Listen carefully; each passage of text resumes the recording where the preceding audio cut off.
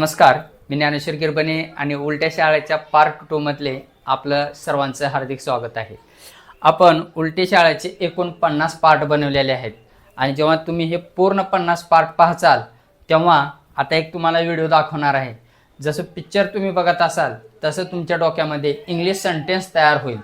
तर या व्हिडिओवरून तुम्हाला समजून जाईल.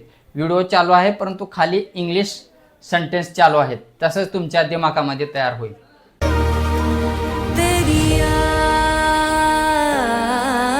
सताए मुझे, खो गया तू कहाँ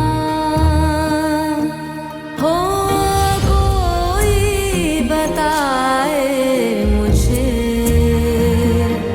हो कोई बताए मुझे, तेरी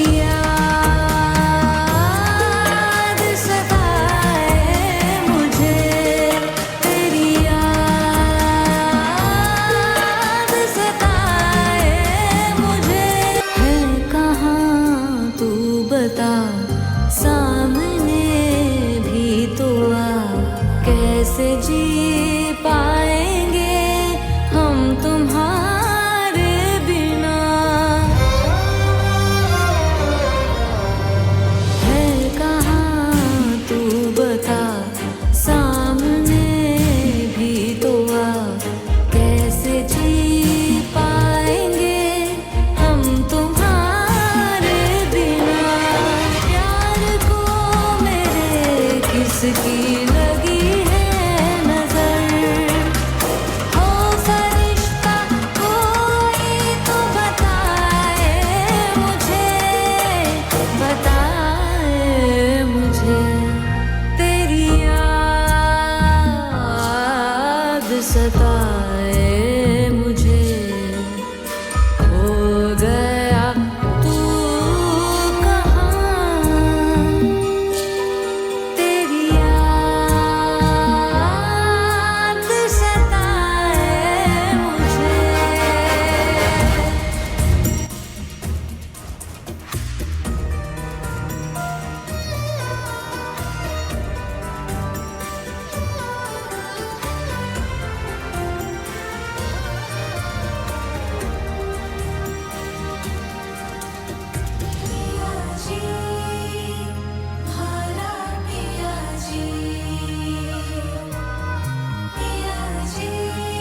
तर पार्ट 2 मध्ये तुम्हाला पहिल्यांदा 1, 2, 2 पर्यंत उजळणी आली पाहिजे आणि आपण ज्या वाक्यामध्ये हे शब्द असतील त्या अक्षराचे इंग्रजीत काय म्हणतात हे माहीत असणं आवश्यक आहे.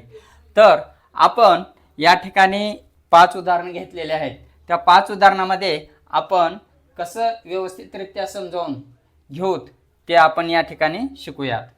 तर या पहिल्यांदा आपण या टप्प्याकडे जाऊत. मराठी वाक्याच्या शेवटचे जे अक्षर आहे त्याच्यावरून आपल्याला समजतं की हे कोणत्या काळामध्ये आहे.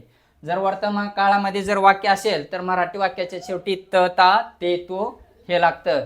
जर भूतकाळामध्ये असेल वाक्य लेलो लाली, लेलो लाली, आणि भविष्यकाळामध्ये जर असेल ल उ न नार आहे.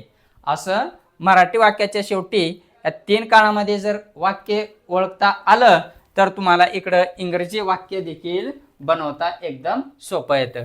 तर आपण पार्ट 1 मध्ये शिकलेलं आहे की आपल्याला या वाक्यातील सब्जेक्ट म्हणजे कर्ता म्हणजे कोणतंही काम करणारा. मग जसं पिक्चरमध्ये हिरो असतो तो या ठिकाणी आपल्याला शोधायचा आहे.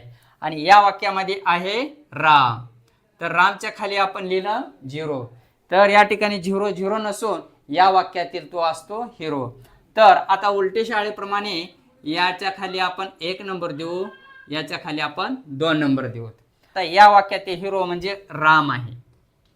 राम पहिल्यांदा घ्यायचा आपण 0, त्याच्यानंतर 1 नंबर येतो. 1 नंबरच्या वर कोणता शब्द आहे? खातो. खातोला आपण इंग्रजीमध्ये म्हणतो ईट. आणि खातो हे शेवटी वाक्याच्या शब्दाच्या शेवटी अक्षर कोणते आलेला आहे तो, तर तिथं आहे त ता ते तो. हे अक्षर आल्यामुळं आपण ओळखलं की हे साध्या वर्तमान काळामधलं वाक्य आहे. म्हणून आपण इट घेतलो, परंतु राम असल्यामुळं तर ते पुरुषी एकवचनी. जर सर्वनाम असेल तर आपण क्रियापदाला यस किंवा ईएस लावतो. तर तसेच आता 2 नंबरवर आहे, 2 नंबरवर आंबा शब्द आहे. आंब्याला आपण काय म्हणतो? मँगो. आंबा म्हणजे एक, त्याच्यामुळे आपण लावलो आर्टिकल ए मँगो म्हणजे एक आंबा. आणि जर भरपूर आंबे असतील तर मँगोज. तसंच 2 नंबर. आता या ठिकाणी बघा, अजय आणि संजय. अजय आणि संजय, हे अजय पण हिरो आहे आणि संजय पण हिरो आहे. हे दोघं पण या ठिकाणी सब्जेक्टच्या ठिकाणी आहेत. आणि मराठी वाक्याच्या शेवटी त आलेला आहे. आणि हे त वर्तमान काळामध्ये असतो. म्हणजे वर्तमान काळातील हा साध्या वर्तमान काळातील वाक्य आहे. हे ओळखता आलं. आता आपण याच्या खाली 0 करू. खेळतातच्या खाली 1 लिहू आणि या क्रिकेटच्या खाली आपण 2 लिहू. सब्जेक्ट अजय, अन्यला आपण म्हणायचं अँड, संजयला म्हणायचं संजयच. संजय, अजय अँड संजय हे झाले सब्जेक्ट. आता खेळतात. खेळतातला काय येणार? Play. Play. Ajay and Sanjay play cricket. Cricket. Ajay and Sanjay play cricket. आपण काय केलं?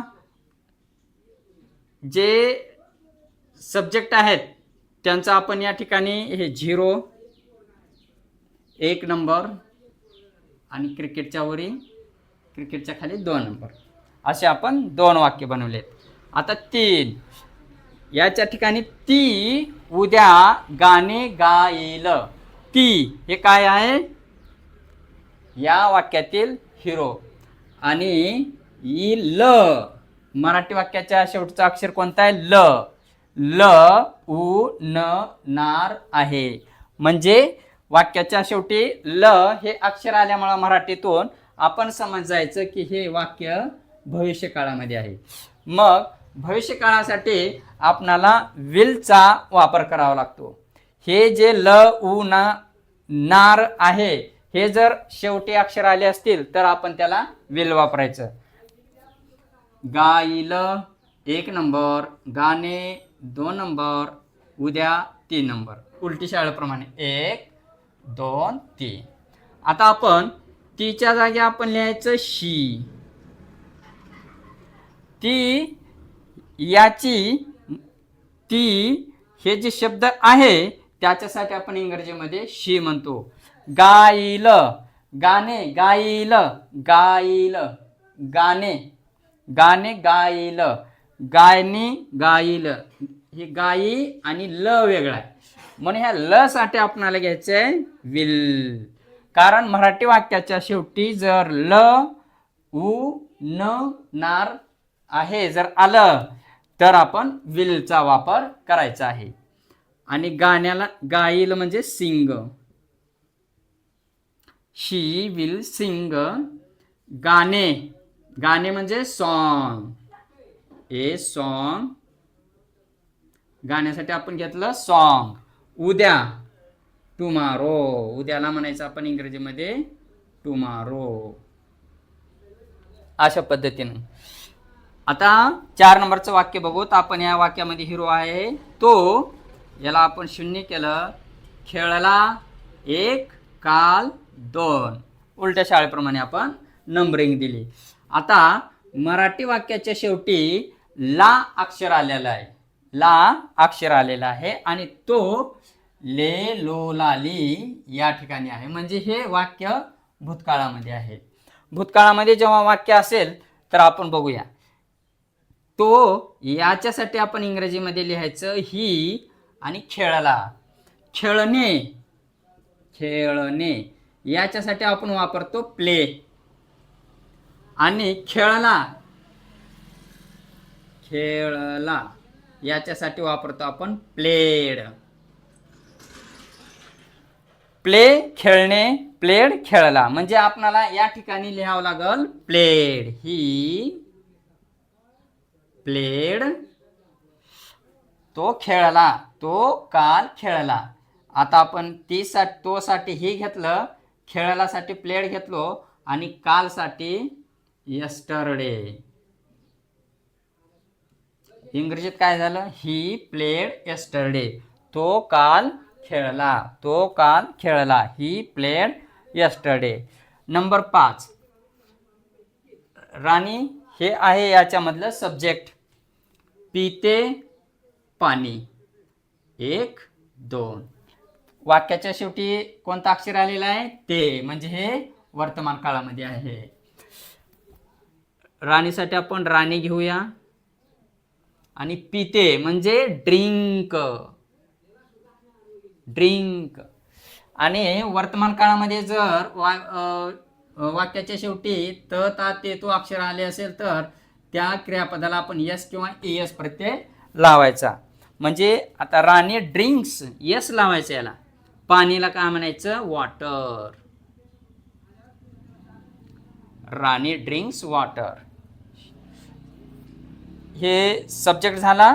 1 नंबरच्या वरी जे कोणता आहे पिते त्याला आपण म्हणलं ड्रिंक्स. 2 नंबरच्या वरी आहे मराठीत पाणी, त्याला इंग्रजीत म्हणायचं वॉटर. राणी ड्रिंक्स वॉटर. असे आपण अनेक उदाहरणाद्वारे अशा प्रकारे आपण वाक्य सोडवू शकतो. पहिल्यांदा तुम्हाला आलं पाहिजे की मराठीत वाक्यामध्ये शेवटचं अक्षर कोणतं आहे त्याच्यावरून आपण तयार करायचं आहे. मराठी वाक्याच्या शेवटी वर्तमान काळ असेल तर त, ता, ते, तो येतं. त्याच्यासाठी आपणाला भूतकाळामध्ये ले, लो, ला, ली हे असतं आणि भविष्यकाळामध्ये ल, उ, न, नार आहे. हे अक्षरे असतात. याच्यावरून तुम्हाला वाक्य ओळखता येतं आणि त्याच्यानुसार तुम्हाला वाक्य बनवता येतं. वर्तमान काळामध्ये जर वाक्य असेल तर त्या साध्या वर्तमान काळामध्ये तृतीय पुरुषी एकवचनी सर्वनाम ही, शी, इट, राम, श्याम, ओम, बबलू, शांता, मुन्नी, शीला जे कोण असतील तर त्याला आपण यस किंवा एस प्रत्यय लावायचा क्रियापदासमोर. त्याच्यानंतर ले, लो, ला, ली याच्यापैकी जर कोणताही अक्षर असेल तर क्रियापदाचं दुसरं रूप घ्यायचं. म्हणजे त्या क्रियापदाला ईडे लावायचं. काही क्रियापदाला ईडे लागत नसतं तर ते आपण पुढील व्हिडिओमध्ये शिकणार आहोत. आणि भविष्यकाळामध्ये जर असेल वाक्य ल, उ, न, नार आहे तर हे सब्जेक्टच्या नंतर म्हणजे 0 नंतर जे कोणतं येईल त्या ठिकाणी विल आपण हेल्पिंग वर्ब म्हणजे सहाय्यकारी क्रियापद घेऊन आपण वाक्य बनवायचं आहे. आज आपण शिकलो 1 आणि 2. तर पुढील पार्टमध्ये 1, 2, 3 ही उलटी शाळामध्ये पार्ट 3 मध्ये शिकणार आहोत. तोपर्यंत जय हिंद, जय भारत.